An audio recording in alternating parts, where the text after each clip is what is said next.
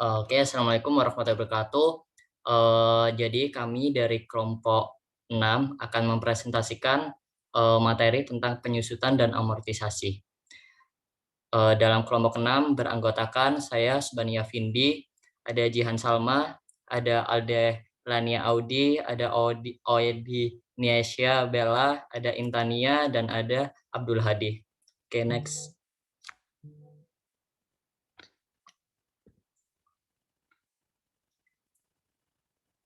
Next.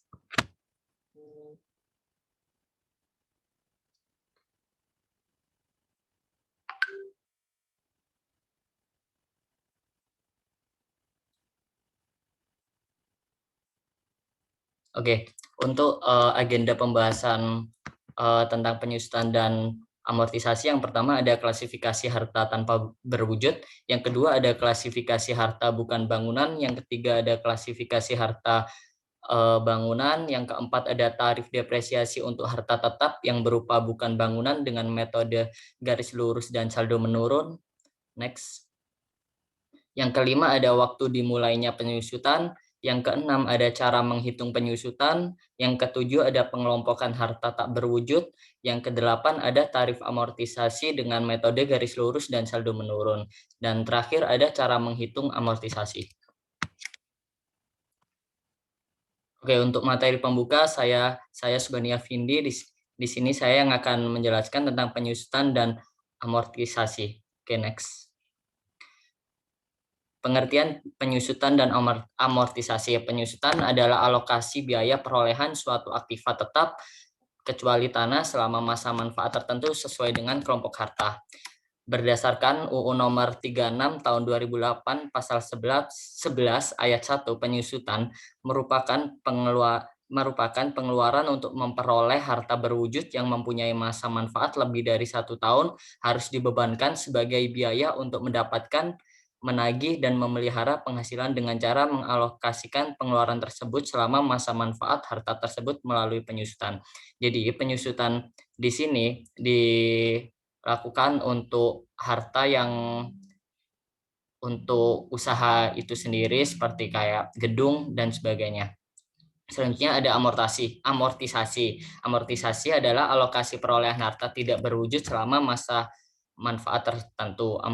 Amortisasi adalah suatu penurunan atau pengurangan nilai suatu aktiva tidak berwujud secara bertahap dalam rentang jangka waktu tertentu. Semua pengeluaran lain itu mempunyai masa manfaat lebih dari 1 tahun yang dipergunakan untuk mendapatkan, menagih, dan memelihara penghasilan, dilakukan dalam bagian-bagian yang sama besar atau dalam bagian-bagian yang menurun selama masa manfaat.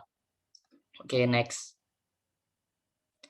Selanjutnya ada harta yang dapat disusutkan secara fiskal. Jadi harta yang dapat disusutkan secara fiskal merupakan harta berwujud yang digunakan oleh perusahaan untuk memperoleh penghasilan. Seperti yang saya katakan tadi, seperti gedung ataupun peralatan-peralatan yang digunakan untuk perusahaan tersebut dan memiliki masa manfaat lebih dari 1 tahun. Selanjutnya, harta yang dapat disusutkan secara fiskal kecuali tanah yang memiliki status hak milik, hak guna bangunan, hak guna usaha, dan hak pakai yang dimiliki dan digunakan untuk mendapatkan, menagih, dan memelihara penghasilan. Penyusutan dapat dilakukan pada bulan dilakukannya pengeluaran. Oke, next. Oke, selanjutnya ada klasifikasi harta berwujud bukan bangunan. Jadi klasifikasi harta berwujud bukan bangunan ini tertera dalam Peraturan Menteri Keuangan Nomor 96 garis miring PMK 03 garis miring 2009 tentang jenis-jenis harta yang termasuk dalam kelompok harta berwujud bukan bangunan untuk keperluan penyusutan. Next.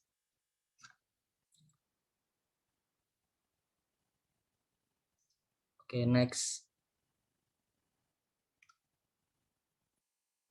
Oke, jadi jenis-jenis harta yang termasuk di dalam kelompok harta berwujud bukan bangunan itu terbagi menjadi 4 kelompok. Kelompok pertama diklasifikasikan ada 7 jenis usaha. Yang pertama, semua jenis usaha. Jenis hartanya berupa A, mabel dan peralatan dari kayu atau rotan termasuk meja, bangku, kursi, dan sebagainya. B, mesin kantor seperti mesin tik, mesin hitung, duplikator, mesin fotokopi, dan sebagainya. C, ada perlengkapan lainnya seperti tapes, video recorder, televisi, dan sejenisnya. D, sepeda motor, sepeda, dan becak. E, alat perlengkapan khusus tools bagi industri atau jasa yang bersangkutan. F, disk, jigs, dan mold. G, alat-alat komunikasi seperti pesawat telepon, faksimil, telepon seluler, dan sejenisnya. Nomor 2, ada jenis usaha pertanian, perkebunan, kehutanan. Jenis hartanya alat yang digerakkan bukan dengan mesin seperti cangkul, peternakan, perikanan, garu, dan lain-lain. Yang ketiga, ada jenis usaha industri makanan dan minuman. Jenis hartanya mesin ringan yang dapat dipindah-pindah seperti ular, pemecah kulit, penyosol, pengenting, palet, dan sejenisnya. Yang keempat, ada transportasi dan pergudangan dengan jenis harta mobil taksi, bus, dan truk yang digunakan sebagai angkutan umum. Yang kelima, ada industri semikonduktor dengan jenis harta flash memory tester, writer, mesin, bipolar, test system. Yang keenam, ada jasa persewaan peralatan tambat air dalam dengan jenis harta anchor, anchor change, polyester rope, dan sejenisnya. Yang ketujuh, ada jenis usaha jasa telekomunikasi seluler berupa jenis harta base station controller. Next. Oke, selanjutnya ada kelompok 2. Kelompok 2 terbagi menjadi 11 jenis usaha. Yang pertama, semua jenis usaha. Yang membedakan adalah di sini jenis hartanya.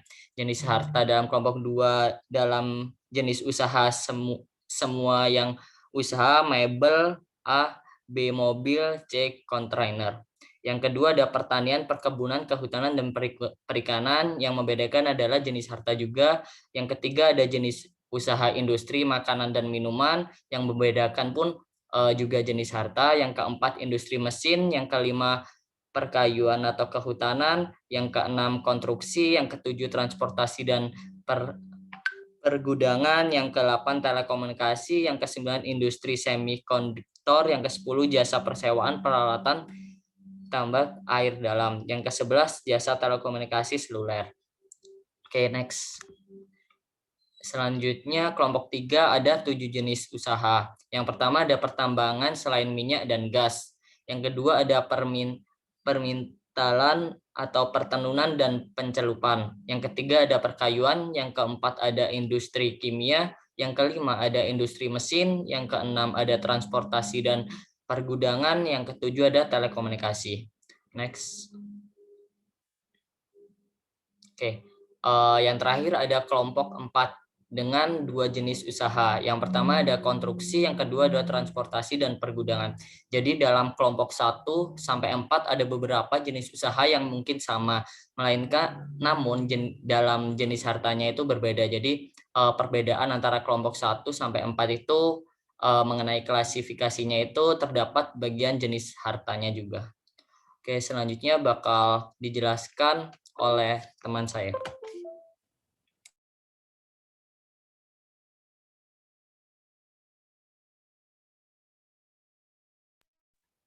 Saya Jihan. Di sini saya akan menjelaskan tentang tarif depresiasi untuk harta tetap yang berupa bukan bangunan dengan metode garis lurus dan saldo menurun.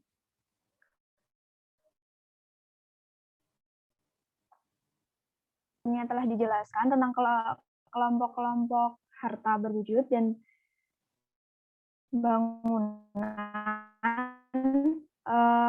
Berikut UU nomor 36 tahun 2008 pasal 11. Kelompok harta yang berwujud untuk bukan bangunan kelompok 1 dengan masa manfaat 4 tahun, tarif metode garis lurus yaitu 25%, tarif metode saldo menurun yaitu 50%. Untuk kelompok 2 masa manfaat 8 tahun, tarif metode garis lurus yaitu 12,5%, tarif metode saldo menurun yaitu 25%. Untuk kelompok 3 yaitu dengan masa manfaat 16 tahun, tarif metode garis lurus yaitu 6,25%, tarif metode saldo menurun yaitu 12,5%. Untuk kelompok 4, yaitu dengan masa manfaat 20 tahun, tarif metode garis lurus yaitu 5% dan tarif metode saldo menurun yaitu 10%. Untuk bangunan tidak dapat menggunakan tarif metode saldo menurun. Untuk tidak permanen, masa manfaat 10 tahun yaitu dengan tarif metode garis lurus yaitu 10% dan permanen dengan masa manfaat 20 tahun yaitu tarif metode garis lurus yaitu 5%. Next.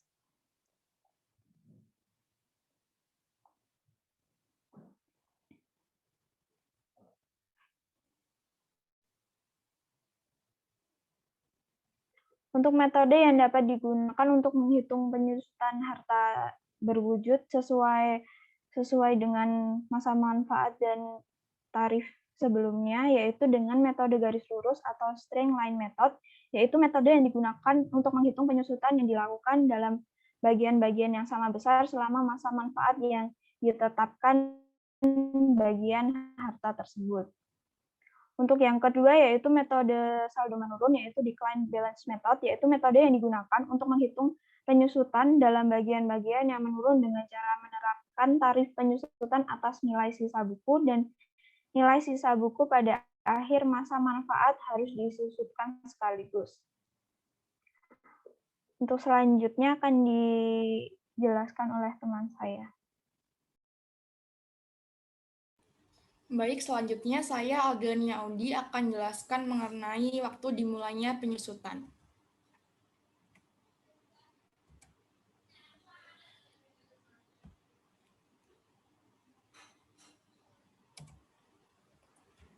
Berdasarkan Undang-Undang Nomor 36 Tahun 2008 Pasal 11 Ayat 3, penyusutan aktiva itu dimulai pada yang pertama itu pada bulan dilakukannya pengeluaran, kecuali untuk hal-hal seperti yang pertama harta atau aset yang masih di dalam proses pengerjaan. Untuk harta atau aset dalam proses pengerjaan, penyusutan itu dimulai pada tahun selesainya pekerjaan tersebut. Jadi walaupun pada umumnya penyusutan atas aset dimulai pada tahun perolehan, namun untuk harta atau aset yang pengerjaannya memerlukan waktu lebih dari 1 tahun, maka perhitungan penyusutannya itu dimulai pada saat selesainya harta atau aset yang bersangkutan. Lalu yang kedua itu ada harta atau aset dalam usaha sewa guna usaha. Jadi penyusutan terhadap harta dalam sewa guna usaha, khususnya sewa guna usaha tanpa hak opsi, itu dimulai pada bulan harta tersebut disewa guna usahakan. Lalu yang ketiga, wajib pajak yang mengajukan permohonan kepada Dirjen Pajak. Lalu yang kedua itu, waktu dimulainya penyusutan juga dapat dengan persetujuan Direktur Jenderal Pajak. Hal ini mengacu pada pengajuan wajib pajak terhadap Dirjen Pajak, yaitu wajib pajak itu diperkenankan untuk melakukan penyusutan mulai pada bulan harta tersebut, itu digunakan untuk mendapatkan, menagih, serta memelihara penghasilan, atau pada bulan harta yang bersangkutan itu mulai menghasilkan. Lalu di sini ada contoh waktu dimulainya penyusutan. Yang pertama itu pengeluaran untuk pembangunan sebuah gedung adalah sebesar 1 miliar rupiah. Pembangunan dimulai pada bulan Oktober 2009 dan selesai untuk digunakan pada bulan Maret 2010. Maka penyusutan atas harga perolehan bangunan gedung tersebut dimulai pada bulan Maret tahun 2010. Lalu contoh yang kedua itu adalah PT Perkebunan Nusantara Makmur, itu merupakan perusahaan yang bergerak di bidang perkebunan dan telah terdaftar sebagai wajib pajak sejak tanggal 17 Maret 2018. Nah, lalu pada tanggal 20 April 2018, perusahaan itu telah membeli traktor dan mulai menghasilkan atau mulai panen pada tahun 2020. Maka dengan persetujuan Direktur Jenderal Pajak, penyusutan traktor tersebut bisa dapat dilakukan mulai pada tahun 2020. Yang selanjutnya akan dijelaskan oleh rekan saya. Selanjutnya, saya Dini Syabila Ragaza akan menjelaskan tentang cara menghitung penyusutan. Next.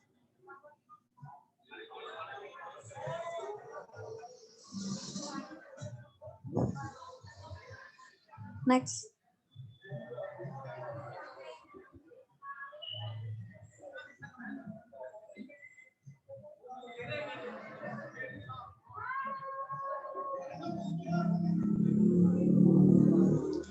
Yang pertama, ada metode garis lurus. Metode garis lurus ini paling sering digunakan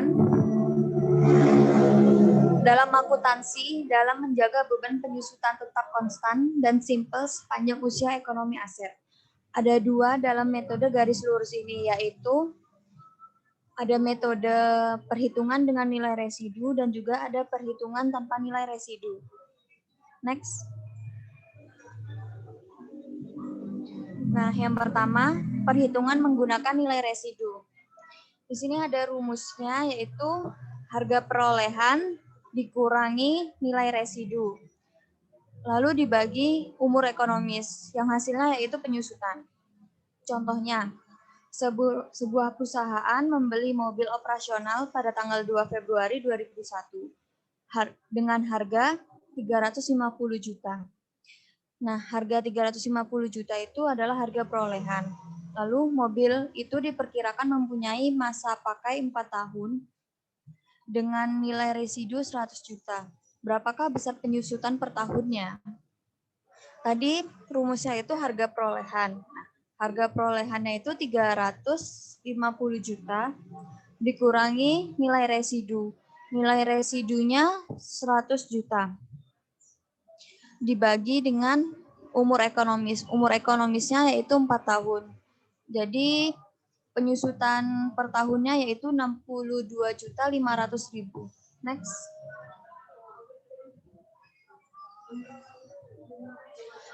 Yang kedua, ada perhitungan tanpa nilai residu. Rumusnya harga perolehan dibagi dengan umur ekonomis. Hasilnya yaitu penyusutan. Misalnya, contohnya suatu perusahaan membeli mesin produksi senilai 300 juta pada tanggal 30 Maret 2004. Mesin tersebut diperkirakan tak akan mempunyai nilai residu pada masa akhir pemakaian dan bisa beroperasi sampai 6 tahun. Berarti harga perolehannya itu tadi 300 juta dibagi dengan umur ekonomisnya 6 tahun. Berarti penyusutan per tahunnya yaitu 50 juta.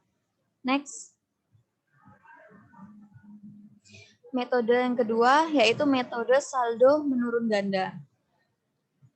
Cara menghitung penyusutan aktiva yang kedua adalah metode saldo menurun ganda. Metode ini dipakai untuk mengkalkulasikan biaya penyusutan pada mesin produksi. Karena performa mesin umumnya bagus pada awalnya, tetapi cenderung menurun saat mendekati masa akhir pemakaian.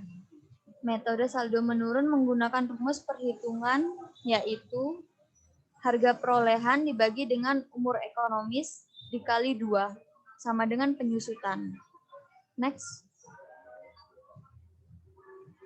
Contohnya, PT Sinar membeli mesin produksi seharga 250 juta pada tanggal 15 April 2006. Mesin tersebut diperkirakan tak mempunyai nilai residu pada akhir pemakaian dan bisa beroperasi selama 8 tahun. Beban penyusutan per tahun mesin yaitu penyusutan akhir tahun pertama 250 juta dibagi dengan 8 tahun dikali 2. 250 juta itu nilai perolehannya dan 8 tahun itu nilai beroperasinya, lalu dikali 2 dan hasilnya 62.500.000. Penyusutan akhir tahun kedua 187.500.000 dibagi dengan 8 tahun dikali dengan 2, yaitu hasilnya 46.875.000 dan seterusnya untuk tahun-tahun berikutnya. Next.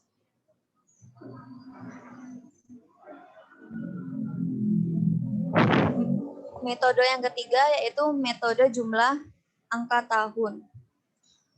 Sama halnya dengan metode saldo menurun. Metode ketiga ini biasanya dipakai dengan cara menghitung penyusutan pada mesin produksi.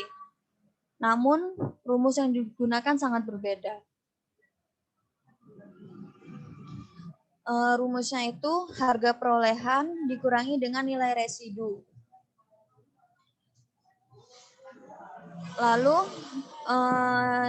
N dibagi N plus N min 1 plus N min 2 dan selanjutnya sama dengan penyusutan. Di sini huruf N dalam rumus ini menggambarkan usia ekonomis dari aktiva. Misalnya umur ekonomis dari sebuah mesin produksi adalah 6 tahun. Artinya angka N tadi itu, huruf N tadi itu diganti dengan 6 tahun itu. Berarti 6 ditambah 5 ditambah 4 ditambah 3 ditambah 2 ditambah 1 sama dengan 21. Next.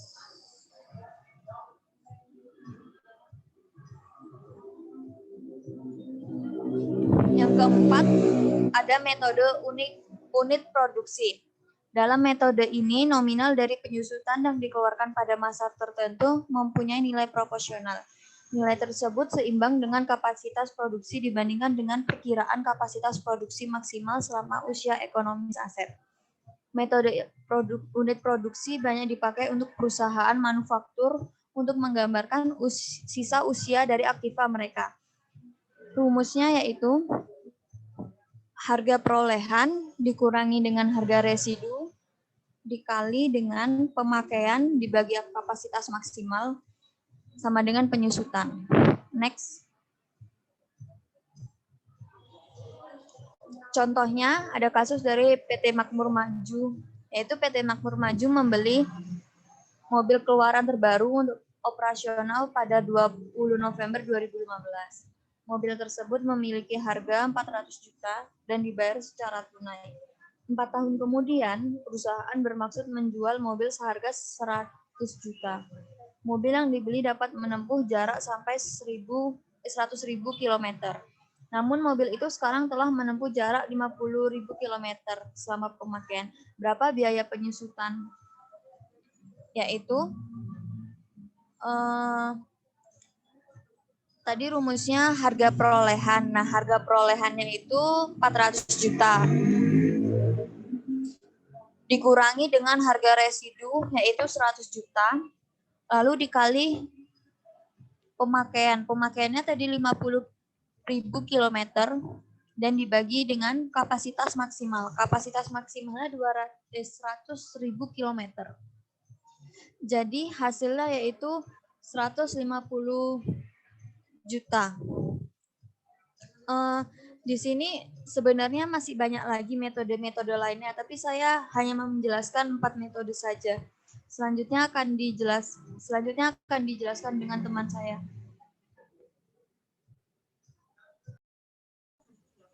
Baik, untuk materi selanjutnya adalah pengelompokan harta tak berwujud. Next. Harta tak berwujud. Pengertian dari aktiva tak berwujud atau harta tak berwujud ini menunjuk pada aset dari perusahaan terkait dengan hak dan nilai yang melekat pada pemilik yang tidak berbentuk fisik dan memiliki sifat aset jangka panjang. Next.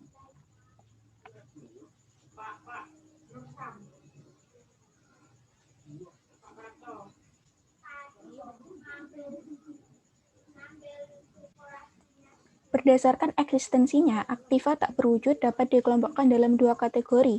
Yang pertama, aktiva tidak berwujud yang eksistensinya dibatasi oleh ketentuan perundang-undangan, peraturan pemerintah, perjanjian yang dibuat antara para pihak atau sifat dari aktiva tersebut. Misalnya hak paten, hak sewa, hak cipta, franchise yang terbatas, dan juga lisensi. Yang kedua, aktiva tak berwujud yang masa manfaatnya tidak terbatas dan tidak dapat dipastikan masa berakhirnya. Misalnya merek dagang, proses dan formula rahasia, perpetual franchise, dan juga goodwill. Next.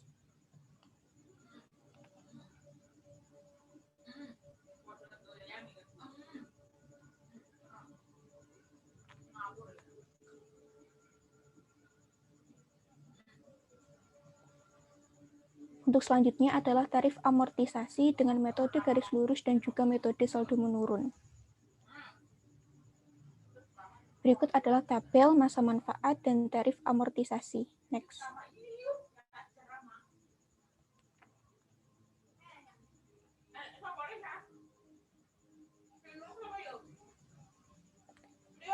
Kita langsung kepada metode garis lurus. Metode penyusutan garis lurus merupakan suatu metode pengalokasian pembebanan biaya, di mana jumlah biaya yang dialokasikan setiap tahunnya adalah sama. Sebagai contoh, perusahaan Anda membeli lisensi IKEA untuk produksi furniture rumah tangga dengan masa manfaat selama 4 tahun sebesar 100 juta rupiah. Maka perhitungan amortisasi per tahunnya adalah sebagai berikut. Beban amortisasi tahunannya berarti 1/4 dikali 100 juta sama dengan 25 juta. Next.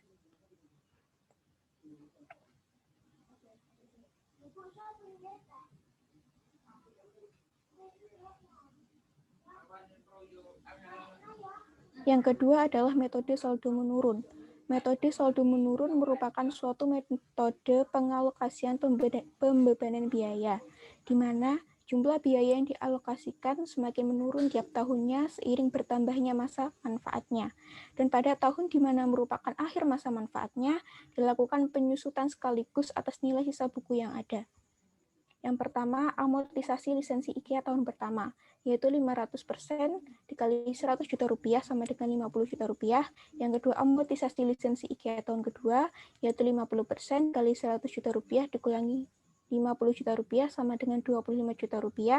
Yang ketiga, amortisasi lisensi IKEA tahun ketiga, yaitu 50% dikali 50 juta rupiah dikurangi 25 juta rupiah sama dengan 12.500.000 rupiah. Dan yang terakhir, amortisasi lisensi IKEA tahun keempat. Pada tahun keempat ini adalah akhir masa manfaat lisensi. Baik, untuk materi selanjutnya akan disampaikan oleh teman saya.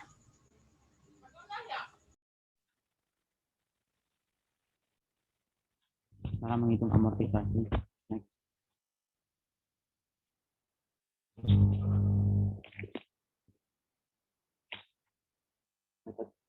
Untuk metode penghitungan amortisasi untuk yaitu metode satuan produksi ini adalah pengecualian, yaitu dalam pasal 11A ayat 4 Undang-Undang PPh, amortisasi untuk memperoleh hak dan pengeluaran lain yang mempunyai masa manfaat lebih dari 1 tahun di bidang penambangan minyak dan gas bumi dilakukan menggunakan metode satuan produksi. Penghitungan untuk dalam industri ini untuk penghitungan amortisasi masa manfaatnya harus lebih dari 1 tahun. Contoh soalnya adalah pada tahun 2018 PT Pertama mengeluarkan uangnya sebesar 1 miliar untuk memperoleh hak penambangan minyak bumi.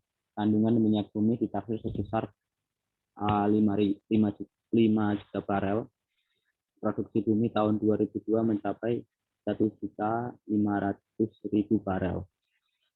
Besarnya amortisasi untuk tahun 2019 adalah jawabannya untuk menghitung ini presentasi satuan produksi sama dengan 1.500.000 barel dibagi 5 juta barel, lalu dibuat persenannya dari 30%. Kemudian biaya amortisasi hak penambangan minyak tahun 2019 adalah 30% tadi, yaitu adalah dikalikan dengan 1 juta sebagai pengeluaran itu, sama dengan mendapat 300 juta untuk amortisasi penambangan minyak tahun 2019.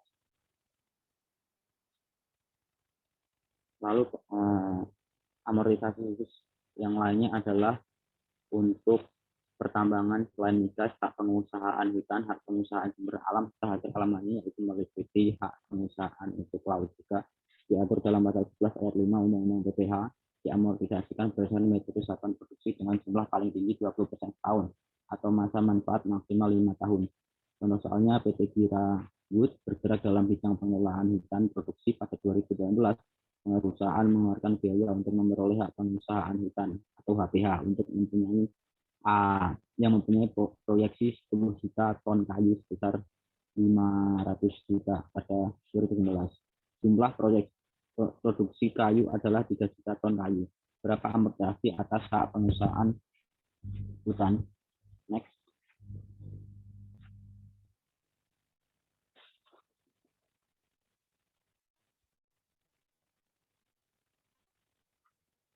Jawabannya untuk tahun 2015 besarnya persentase satuan produksinya adalah seperti berikut.